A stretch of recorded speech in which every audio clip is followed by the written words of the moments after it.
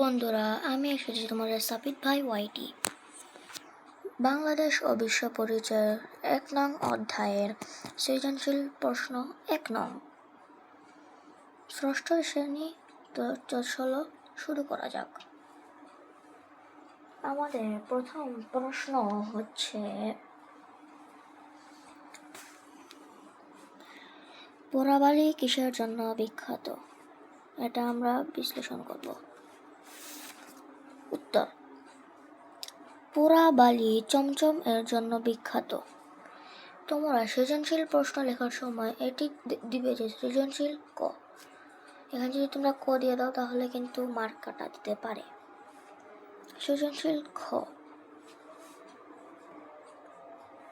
যে আদিম মানুষ দলবদ্ধ হয়ে বাস করত কেন?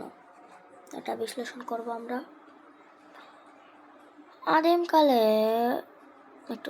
আদিমকালের মানুষ বিভিন্ন জীবজন্তুর আক্রমণ থেকে বাঁচার জন্য ও বিভিন্ন প্রাকৃতিক দুর্যোগ থেকে বাঁচার জন্য জীবনযাপনের চাহিদা পূরণের জন্য মানুষের সহযোগিতা প্রয়োজন অনুভব করে পরস্পরের মধ্যে সম্পর্ক তৈরি করে। তাই জন্য মানুষ একাকিত্ব বাস করতে পারে না বা করতে চায় না। আমাদের ৩ নম্বর প্রশ্ন বলছে, উদ্দীপকে ১ নং চিত্রটি কোন সমাজের ইঙ্গিত বহন করছে ব্যাখ্যা করো। আমরা এটা বিশ্লেষণ করব। গ, উদ্দীপক ১ নং চিত্রে আদিম সমাজের ইঙ্গিত বহন করছে। এখানে দেখা যাচ্ছে যে একজন আদিম মানুষ আদিম অস্ত্র দিয়ে শিকার করছে, কারণ আমাদের মতো তাদের কাছে উন্নত অস্ত্র ছিল না।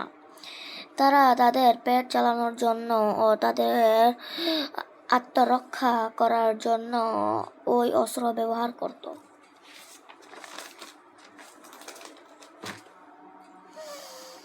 তাদের কাছে প্রকৃতির সম্পদ ছিল প্রচুর, কিন্তু এ সম্পদ বহন করতে, খাদ্য উৎপাদন করতে তারা শিখেনি। বহনযোগ্য থেকে তারা খাদ্য নিয়ে নিত, খাবার খোঁজে এক জায়গা থেকে অন্য জায়গায় ঘুরে বেড়াতো।